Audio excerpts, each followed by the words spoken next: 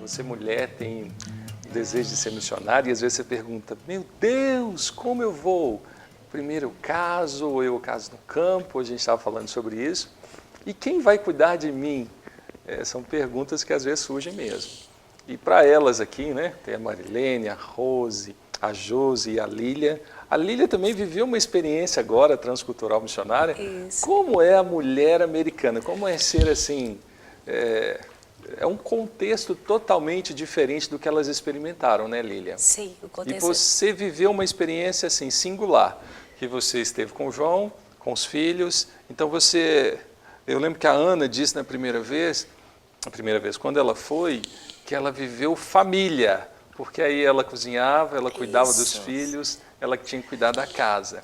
Não que aqui não fizesse isso, mas lá com mais intensidade. Com você foi assim também? Também, Charles, foi uma experiência maravilhosa que nós tivemos como família, porque aqui no Brasil já há 17 anos em missões, fizemos 17 anos de casados e 17 anos em missões, porque nós nos casamos e fomos trabalhar em missões.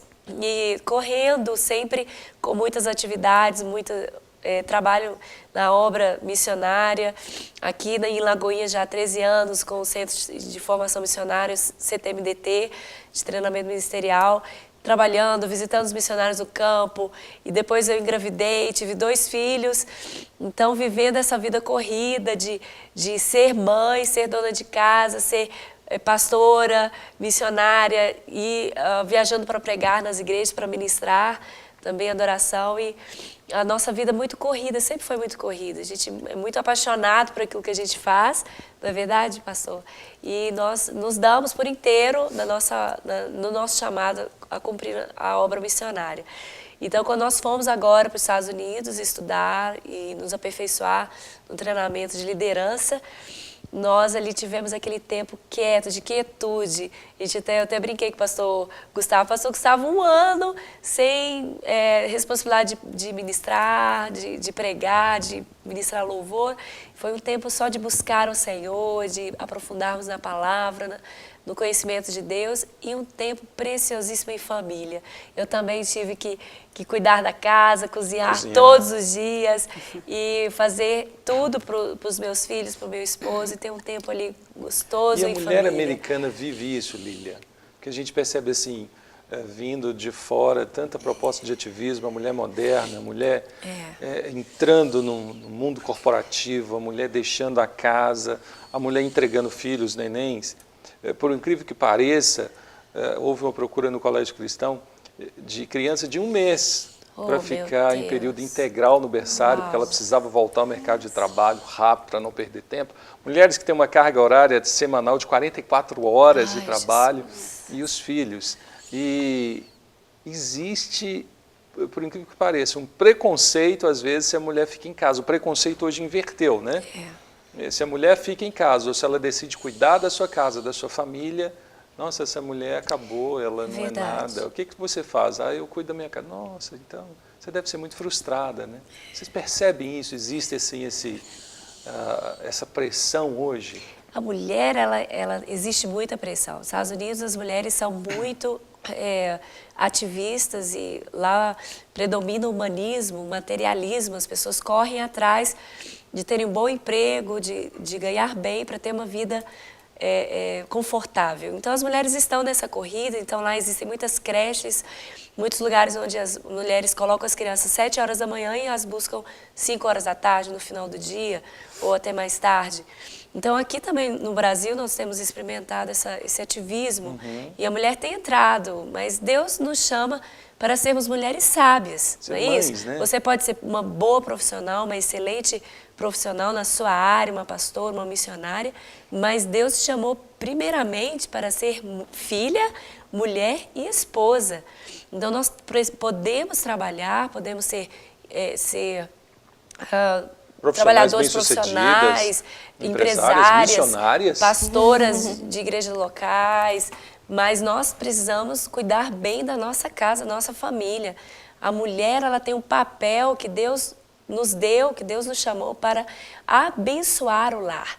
É a mulher que abençoa, é a mulher que abre a janela pela manhã para o sol entrar, é a mulher que faz o café da manhã, é a esposa que tem que dar de comer aos filhos. E não deixar os nossos filhos com outras pessoas para elas criarem, mas nós temos a responsabilidade de fazer com que o nosso lar seja um ambiente agradável, de alegria.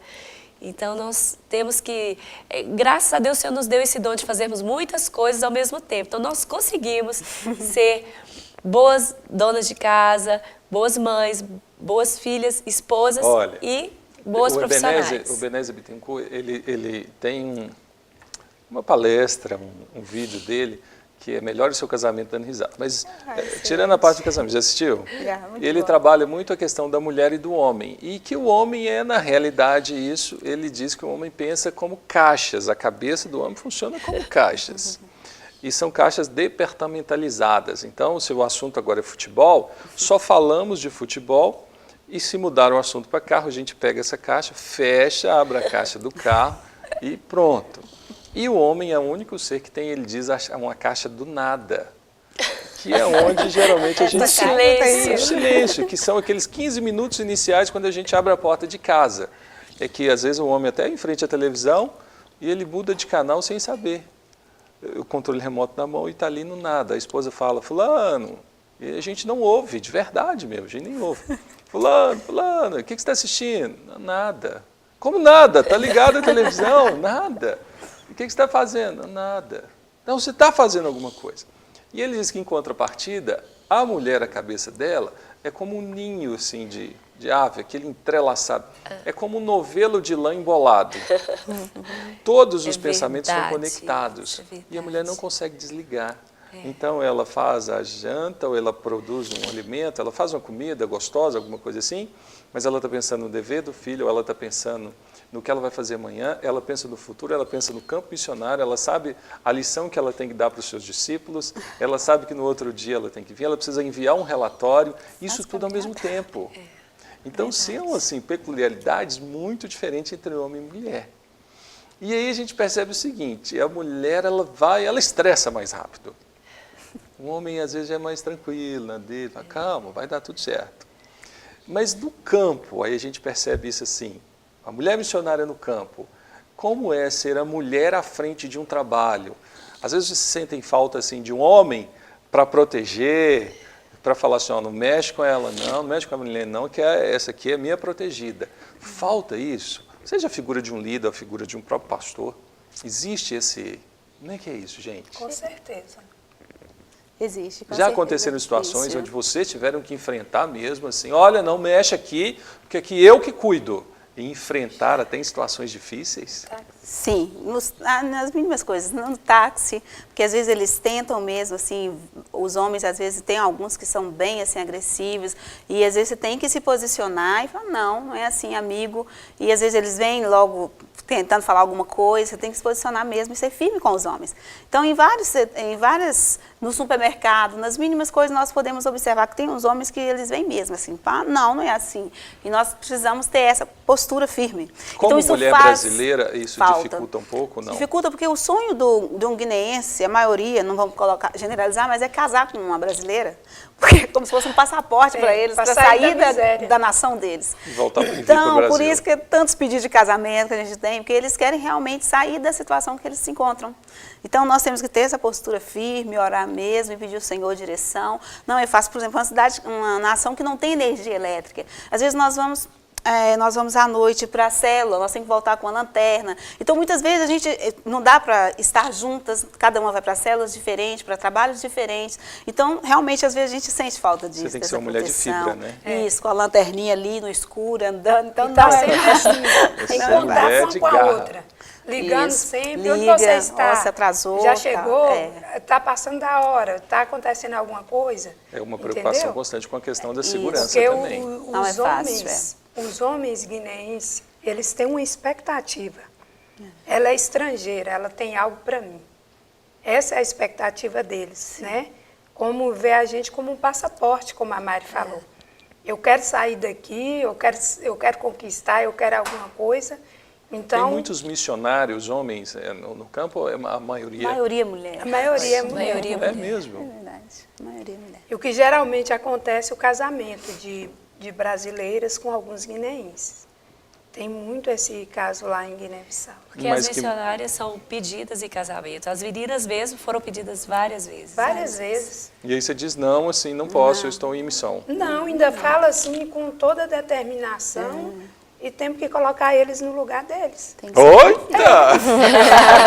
Tem pulso firme, porque Mulheres se você não fortes. tem pulso firme, você acaba... Porque você tem que manter uma postura, porque ali você Manter está uma postura, representando uma missão, vamos Com dizer assim. certeza. O que acontece também Impor com muitas, respeito. com muitas missionárias que saem solteiras é que a carência do campo de estar longe da família, da igreja, dos amigos, surge a carência, não é verdade, meninas?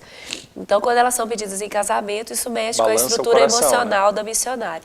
Então, nós, a Lagoinha, treinamos os nossos missionários e ensinamos isso para todos, não casarem precipitadamente, né? Não Pode cuidarem. acontecer dentro Isso de pode uma vontade acontecer, óbvio. divina. Deus, ele tem nos seus modos de agir nas nossas vidas, mas o normal é realmente você não se envolver emocionalmente com a pessoa de onde você está trabalhando.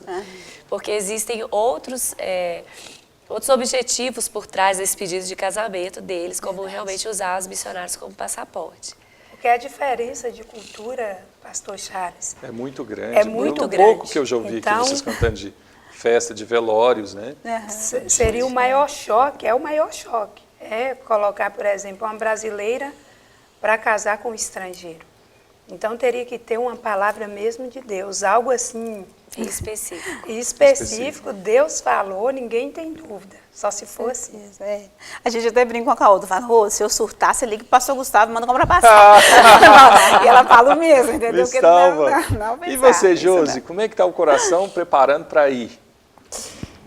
Olha, é meio complicado, assim, porque a gente ouve tantas coisas, né? E não é fácil.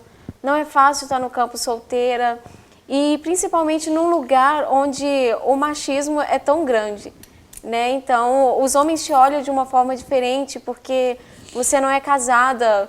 E na Índia, assim, quando você já está com 30 Existe um anos... preconceito porque você não casou. Exatamente. Quando você tem 30 anos lá, você já não vai casar mais, porque você já está velha para casar. Bissau. Então, existe 30 um anos. preconceito muito A expectativa grande. de vida até os 60, 80. 60, 70, por aí. É bem bem baixa. baixa, né? Exatamente. Então, as meninas lá começam a se casar muito cedo, 14, 15 anos. Elas já são dadas em casamento pela família. 14 anos. Exatamente. A mulher, então, não estuda muito na Índia. Não estuda muito. Não estuda muito. Isso hoje em dia está mudando, porque o ocidentalismo... Parece que o que está acontecendo na Índia agora, só cortando você, o que tem fugido ao controle das castas ou da separação das classes sociais são as profissões tecnológicas. Porque a tecnologia hoje tem dominado grande parte do mercado de trabalho e algumas dessas profissões não existiam para contar na casta, né? Então, eu não tenho um líder de TI na minha família. Então, significa que se eu sou da classe C, D, B ou A, eu posso inserir nesse contexto. Isso tem acontecido realmente? Tem acontecido. Muita coisa do Ocidente tem entrado na Índia. Então, muitas dessas coisas de casta tem acabado lá. Porque os indianos, eles estão mais informados, estão sabendo de que toda essa questão de casta é somente para deixar que os pobres fiquem cada vez mais pobres. E Então, aceitam ser pobres, né? E aceitam ser pobres, exatamente por causa da religião. Eles acreditam que Deus quis assim. Então, quem sou eu para mudar? Como um mero ser humano. Então, eles continuam da maneira como nasceram, não vendo perspectiva de melhora. Mas isso está mudando muito lá hoje em dia, graças a Deus.